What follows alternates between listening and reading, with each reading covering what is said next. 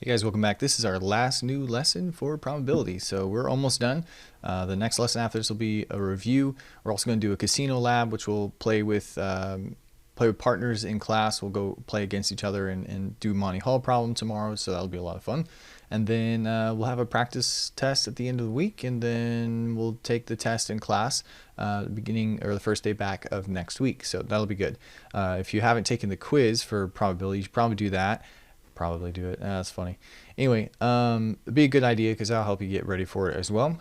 But the test score will replace the quiz score anyway. So without any further ado, let's go ahead and get into this. So we're going to be basically applying the normal model to binomial distributions when the sample size is large enough. We can approximate with a bell curve. And so that's what we'll be doing today. So probability models, remember we have the two different ones. We have the geometric and the binomial. Now both of these are based upon Bernoulli trials, which means it has to be independent. We have to have success or failure, and the probabilities must remain unchanged. Remember, the geometric probability is waiting till the first success. So it answers the question, how long would we expect to have to wait before we find the first success? So what was the probability of the first success? We had two failures before it, which would be 3. So for instance, with the LeBron James card, what was the probability of the first LeBron James that we found was in the third box we opened? Well, it meant there were 2 failures that happened before it, and so that probability would be 0.128. Then over here, we could also do the CDF as well if we want to find the probability to find it within the first 3, which could be the first box or the second or third box. Then the binomial distribution is how many would we expect out of a certain number. So out of, let's say we bought 20 boxes, and then out of those 20 boxes, how many would we expect to have, how many LeBrons would we have? So most of the time we would find, or I guess this would be out of 5 boxes. Yeah, so if we bought 5 boxes, how many would we expect to find? How many LeBrons would we expect? So most of the time we'd have 1. That's what we would expect on average, but it's going to be more likely we have 1 less than expected than more likely 1 more than expected because the probability is less than 50%. Then it would be really rare to have 4 or 5 in a row. And we actually simulated that, which is kind of cool. All right, so Bernoulli trials, pretty much already talked about that. So again, only 2 outcomes, success or failure, and they must be independent. So the geometric model is waiting for the first success. So just basically the most likely one that's going to happen is the 20%, which is that it would happen on the first one. Then everyone after that requires an additional failure to have occurred before. So it's going to be 80% of that previous one, 80% less, 80% less, 80% less, till it eventually goes to 0. And any individual one we call the PDF from the probability density function. So probability our first success was on the third one would be 0.128. Now if we want to find the probability we find it within the first 3, then we would add all 3 of those PDFs together. You could calculate the PDF separately if it's just like 2, but if you're doing more than that, it's faster to do the CDF, which will find the area under the curve from the left bound of 0. So that'll add it together. If we do the CDF of 2, 0.2 is the probability up to the third one, which will add all 3 of the PDFs before it together. Then we saw with the binomial model, and I will actually pass around my Galton board so that you guys can play with it in class. Kind of cool. So we see from the binomial expansion, that's where we get the total number of combinations. Now, if the probability of success and failure, if it's even, and it should be with gravity, if you don't like tilt it to the left or right, then it's exactly the binomial distribution, which is kind of cool because all their weighted combinations are all weighted the same. And so in that case, this binomial expansion, as we increase the number of left and right that we get, the number of trials or pegs, then eventually it ends up going to a normal model, which is really, really cool. And you can see that as long as our sample size gets large enough. So as we increase the sample, or sorry, not the sample, but as we increase the number of trials, eventually, I mean, most of them are going to be in the middle, and then you're going to have some tail behavior going here. It's going to end up looking like a normal model. So let me pull this up here so that we can actually see that in action. Can't necessarily give you the graphics that you deserve on this one. So if we had 2 rows, the probabilities would be here, and as we increase the number of rows, we're increasing the number of pegs. And it's always going to be symmetrical and unimodal, but at this point, it doesn't necessarily look like a bell curve. But as we increase the number of trials, more and more and more, it starts to look like a bell curve. And as we go to our maximum of 26 here, yeah, that looks very much like a normal model. So at what point, at how many do we have, is it good enough to be able to use a bell curve? Wow, that's really fascinating. So the question for that is really going to be with the left bounds here. So we have to make sure that it doesn't get cut off, because if it gets cut off, then you can start having some issues there. That's really going to come into play whenever our probabilities are less. So I think whenever you have a probability of 50%, if I remember the math correctly, we could actually have as small of a sample size of 4 trials, and this one would actually work. But once we start changing the probability, you'll notice now it's skewed, but now we have to increase the sample size large enough, or the number of trials large enough, so that we have our standard deviations, 3 standard deviations are not cut off. So we have to have 99.7% of all the data that's within those 2 values, 3 standard deviations. So the question is, at what point, how many rows do we have to have in order for it to not be cut off, and so that it is no longer skewed? What's at this point, it's definitely still skewed, and that wouldn't work. Even if we change this over to the other side over here, let's do it at 80%. Still, again, skewed, but as we increase the number, eventually it's going to look like a bell curve, and then it would be acceptable to do that. So we're going to get into when we can and when we can't use a bell curve, because it is a whole lot better. All right, so here's an example. Here we have a probability of success of 0.1 and a total number of trials of 10. So out of that, we're expecting 1, but the problem is that this bell curve gets cut off, and all the stuff that's on that tail over there on the left side is kind of getting basically stacked up at 0, because you can't have less than 0 successes, right?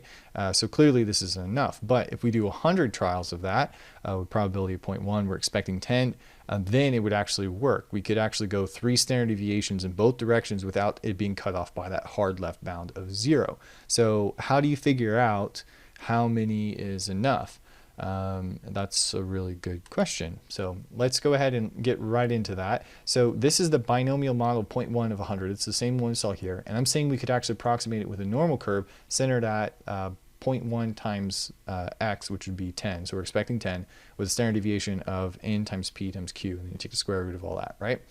All right, so we want to know, when is the mean going to be further than 3 standard deviations away from 0? So basically we have our 1, 2, and our 3 standard deviations over here. We don't want any of the 3 standard deviations to get cut off by either the left bound of 0 or the right bound of n. So we want to know when the mean is greater, the expected mean or whatever, is greater than 3 standard deviations. Well, we can actually plug in the mean, which we know is n times p. We can also plug in standard deviations, which is the square root of n times p times q. From there, we can, if we don't want this to be square root, we can actually square both sides. So that's going to give us n squared and p squared, and then 9, and then np cubed, because this became squared and that came out of the square root. Then the next step is we can actually divide both sides by n and p. And when we do that, we're left with only 9 times q is equal to n times p, and so we still have n times p over here, but the largest that q can be, remember p and q are probability of success and failure, the largest that q could be would be 1, right? You can't have a probability of failure larger than 1, and being 1 would be really unlikely anyway. So the largest this number possibly could be is 9 times 1, which would just, we're going to simplify as just simply 9. Now depending on what q is equal to, or what p is equal to, same difference, right? We don't actually have to have 10, and so what we're going to do is we need n times p, which is our expected number of successes. Remember, n times p. We need to expect at least 9, and that's kind of hard to remember. So we're going to do our success failure condition, which is we're going to say we want to expect at least 10 successes in order for us to be able to guarantee that regardless of what p and q are, that we'll at least be 3 standard deviations away from the mean, and we'll be good to go. Now, if p and q was smaller, for instance, let's say it was 50-50, which would be when we'd have the smallest standard deviation, then half of q would actually, or if q is 0.5, then we could actually go 4.5, which means we could have sample sizes of small of 5, but that's only when p and q are both 50%. So worst case scenario, at least need to expect at least 10 successes and failures. Best case scenario, if it's 50-50 point success and failure, we could actually have as low as 5. But you don't need to remember the lowest 5 type thing. You can just pretty much go with 10. And that's what we're going to do for our success failure condition. All right, so on the binomial over here, 0.1 of 100, and we're expecting it here. So we are going at least 3 standard deviations, so we're good. Now, if I move this to the other side, instead of it being 0.1, instead it was 0.9, we need to make sure now our right bound would be n. So we need to have at least 10 failures that we're expecting, right? So n times q needs to be at least 10 or more or equal to failures in order to guarantee that the right side's not being cut off. So over on the left side, we need to say that we had at least 10 successes we were expecting, so it wasn't cut off by the left bound of 0. And on the right side, we need to say that we have at least 10 failures so that we are not being cut off by the right bound of n. So kind of cool what's going on both sides. So what we just said, our success failure condition, in order for us to be able to use a normal model, all we have to be able to show is that that we have we're expecting at least 10 successes and at least 10 failures. And that guarantees we have 3 standard deviations of data that is undisturbed by 0, a hard left bound, or n, our hard right bound. Then statistically significant, the results of a study are considered to be statistically significant if there's a very low probability that could have occurred by chance. Now, we've actually learned that sentence of that answer before, but now we're going to be able to quantify that. Later we'll use alpha values in order to be able to set a significancy level or an alpha level or significancy level so that we can have a certain amount of false positives that we're going to be allowing for. But anyway, we'll get into that in the next unit, which will be coming up next week actually. So previously we left this undefined, but we're able to apply the normal model. We can now define the event as more than 2 standard deviations from the expected value would be considered unusual. The empirical rule tells us that 2 standard deviations, we would expect 95% of all the data would be within that. So if we're in the top 2.5% or the bottom 2.5 percentile, then we would say that would be an unusual an occurrence, which might give us evidence that the true mean is actually different than what we expect, what we hypothesize with our null. But we'll get into that again more later. So all you need to know, if it's more than 2 standard deviations, it's unusual. So once the success failure condition is met, meaning we have at least 10 successes or failures, so we're good to go, we're not being cut off within 3 standard deviations, we can apply the normal model to approximate the cumulative probability of a region of binomial distribution. Keep in mind that binomial models made up discrete Bernoulli trials. Like for instance, the probability of having 10 successes or 11 or 12 or 13 successes, that's going to be shown by the histogram, these little boxes here. But we're going to be approximating that with a normal model, which is continuous. So the normal model, it's like all the possible decimals, all the real numbers, right? So let's see what the difference is. So if I want to know the probability from 10 to 13 successes, we could do the CDF of 13, going from the left all the way to 13, which would be this value, and then subtract the CDF all the way up to 9, which would give us 10 through 13 left over. So we can do to 9, and then we subtract those two, and that'll give us a 42.48. So that's going to be this bar for 10, this bar for 11, this bar for 12, and the bar over here for 13. Now, if I do the same thing, but I do the normal model centered at 10 with a standard deviation, I believe in this case, of 3. If we do the same thing we know before, then we would do the normal CDF from 10 to 13, centered at 10, with a standard deviation of 3, and that's going to give us 34. Now, if you notice, these two are different, and the reason for that is, again, because one of them is continuous and one of them is going to be discrete. So if we were doing the discrete one, the box is actually going to go all the way any value that's 9.5 or more, if that makes sense.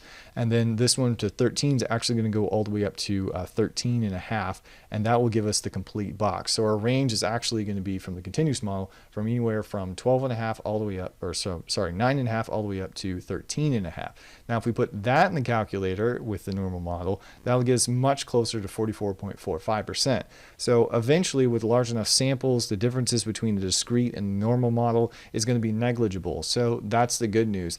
But the bad news is that if you want to know the exact probability and you have smaller sample size, even though it's large enough, just barely large enough in this example, to use a normal model, you're actually still better off using the binomial distribution because you'll have the exact values and it's not just going to be an approximation like what's coming from the model. Okay, anyway, so really cool. Hopefully, that was the best visual that I've given to date, so because I just made that one today. So hopefully you enjoyed that and you understood it. So let's simulate 100 coin flips. Now, if we do 100 coin flips, first question is, can we use a normal model for it? Is it a Bernoulli trial? Yes. Success and failures, constant. It's you have either a success or a failure, and they're independent, right? They're constant. So the first question is, if we simulate 100 coin flips, how many would we expect? How many successes? How many heads or tails? We'll just call the heads a success in this case. Well, that would be 0.5 times, if it's a fair coin, 0.5 times times 100, which would be 50. So it's be centered at 50. And our standard deviation, I'll go ahead and pull up my calculator here, is going to be n times p times q. Well, if you notice, n times p is just the same thing as the expected value. And then we're going to multiply that by the probability of failure.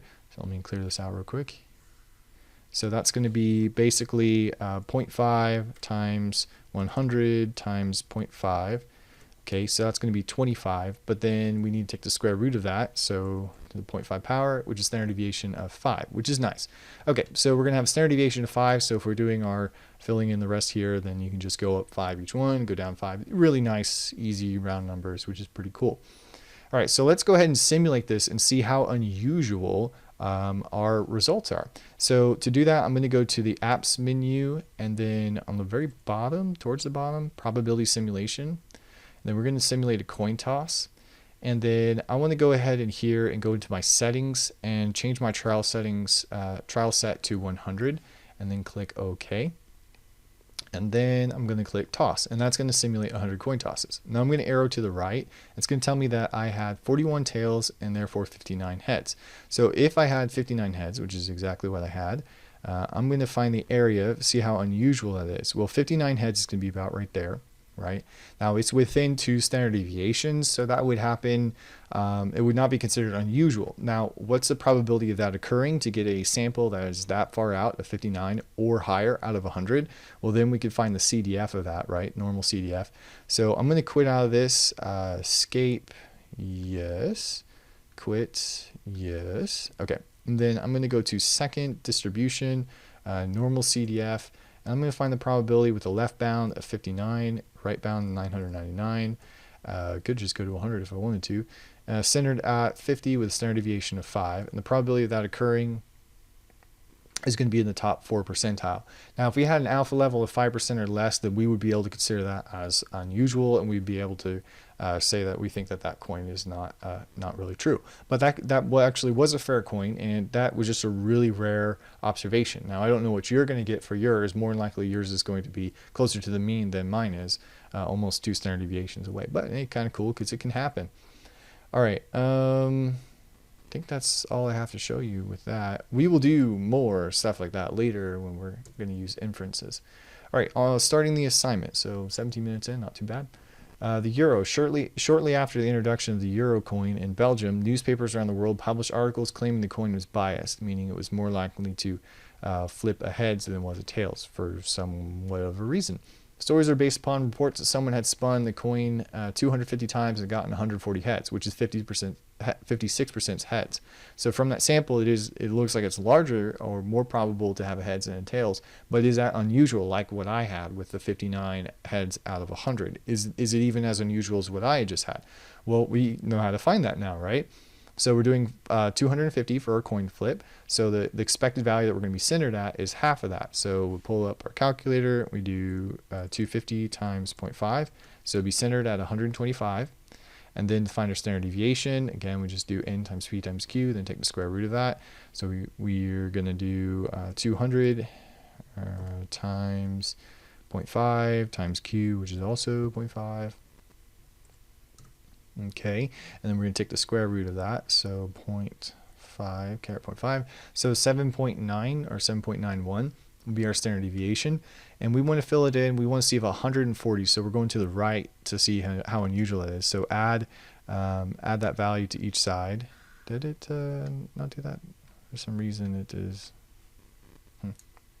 Okay, anyway, so 140 is going to be about right here, and then we need to find the area under the curve going from 140 up to positive infinity. All right, one thing that we need to do first before we actually use a normal model is it appropriate to use a normal model? Are we expecting at least 10 successes and 10 failures? Well, in this case, we were expecting 125 successes and 125 failures. So yes, our sample size is large enough, or we're doing enough trials that we would expect reasonably to have 10 successes and 10 failures, and we're not in danger of cutting off our bell curve within at least the first 3 standard deviations on the left or the right side from 0 or from n, which is our total. All right, so do you think there's evidence that spinning a euro is unfair? Okay, so we need to find the area under the curve for that one. So let's put it in the calculator. It's going to be a normal CDF. So second variables, normal CDF. Our upward limit is 100 and lower limit, we're going from 140 all the way to 999, centered at 125 with a standard deviation of 7.91, I think. All right, then hit paste. So the probability of that is actually within the top 3%. Okay, yeah. All right, so it's within the top 3%, which is even more rare than the one that I did earlier. Now, that could still happen in 3% of samples or 2.78% of samples. So it just depends. If it's in the top 3%, is that rare enough of an occurrence for you to call BS? Good question. I don't know. That really depends on the burden of proof that you're going to put on it. By the way, let me go ahead and do this one as a binomial just to show you so we can compare the two. Now, it's clearly large enough that we can do it with the bell curve. So we're going to do the binomial CDF, the 250 trials. We're going to subtract from 1 because we have to go from the left. So I'm going to do 139, and then, oh, sorry, that was a p-value. So the probability of success should be 0.5, and our value, we're going to go to 139. Now I'm going to have to subtract this from 1. All right, so this is saying a little bit higher than what we got from here. So again, the normal model is just the model, but it is still useful. All right, 26, frogs. A wildlife biologist examined frogs for a genetic trait he suspects to be linked to sensitivity to industrial toxins in the environment. Previous research had established that this trait's usually found in 1 out of every 8 frogs, probably from the Punnett square, and he collects and examines a dozen frogs. If the frequency of the trait has not changed, what's the probability he finds the trait in none of the 12 frogs? So if it's a 1 out of 8 probability of finding it, then it would be 7 out of 8 for not finding it. And so if we do 7 divided by 8, that's where I get the 0.875. Now the probability of not finding it in 12 frogs would be just that to the 12th power. Now we are sampling without replacement in this case, but 12 frogs is clearly going to be less than 10% of the entire population of frogs, so it's okay. Anyway, so that's how you get the value. How do we do it from the binomial? So out of the 12 frogs, the probability of having 0 successes. Let me show you how to put that in the calculator. So second variables binomial CDF, or well, we'll do PDF. It doesn't actually matter on this one. But 12, and then I'm just going to do 1 divided by 8 and be fine. And we're finding 0 of them. So 0 out of 12 with a probability of success of 1.8, and we'll get the exact same thing. Now what's funny is if you do a CDF, you're still going from the left because there's only 1 of them that's 0. It would have worked as well, but that's really rare. All right, so binomial PDF, 12, 1/8 or whatever, you can put it in as a decimal, and 0 will give us that value. At least 2 frogs, meaning 2 or more. So we basically want to find the area under the curve from 2 to positive infinity, or 2 to 12 really, because it only goes up to 12.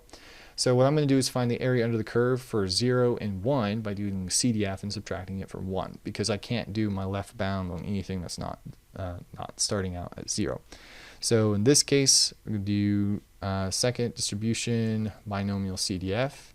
We're doing still 12 trials, 1 out of 8, still the same. We want to go up to 2, and then we're going to subtract that from 1. So 1 minus the previous answer, and it'll give us 18.2. So basically, binomial CDF going up to, at least 2 frogs, so 2 or more. So we actually only want to go up to 1. Let me try that again. Good catch. So going up to 1, and then we want to subtract that from 1. Okay, so 45%. All right, so subtract that number from that, which gives us the 45%. All right, 3 or 4 frogs. So this one, you could do the CDF up to 4, then subtract the CDF to 2. It's just as easy as doing, because there's 2 of them, the PDF for 3 and then the PDF for 4. So the PDF for 3, and then I'm going to add that to the PDF for 4, which would give us those 2 possible outcomes. All right, so binomial second variables, binomial PDF, we're due out of 12, 1/8 still, and then for 3. Okay, same thing. I'm just going to copy and paste it and change it to 4, and then I'm going to add those 2 together. So the previous answer plus that answer, which give me 17%. Okay, so we got that for the 3, this for the 4, and we added them together, which gave us 17.07. All right, no more than 4 frogs. So that would mean all the way up to 4, but not the 5, right? So this would be the CDF to 4. So I'm going to go up. I'm just going to copy and paste the CDF from here. And I'm going to go up to 4 this time. All right, so really high percent. Okay, so timeout, should have gone over this. Why are we not using a bell curve? Well, if we were only analyzing 12 frogs, then we couldn't have expected at least 10 successes or 10 failures. So because our success failure condition was not satisfied, we have to use the binomial distribution, which is not a big deal. We still know how to use the binomial distribution. It's just whenever we can, we would prefer to use the normal model just because it's easier to work with and easier for other people to describe. So 28, same thing, just kind of going on again, but this time we're going to examine 150 frogs. So the question is, are we allowed to use a normal model this time, now that we're doing 150? So what's an eighth of 150? So we'll do 1 divided by 8, multiplied times 150, meaning we're expecting 18.75 frogs. That's more than 10, so we know we're going at least 3 standard deviations from the left bound, which is good. So for our hard right, of course, that's going to be 150 minus the previous value. Okay, so we're expecting 131.25 failures or frogs that do not have that sensitivity. So we definitely have more than 10 for each one of them, so we're good. So the way we can show that for part B says verify that he can use a normal model to approximate. So n times p, the number of successes we're expecting, is 18.75, which is greater than 10, so we're good. And then the number of failures we're expecting was also greater than 10, so we're good to go. So that was our normal model. To find the standard deviation, we take n 150 times the probability of success, which is 0.125, times the probability of failure, which is 0.875. Yes, I did that right. All right, which is going to be that, but then remember we have to take the square root of it. All right, so 405. All right, nice.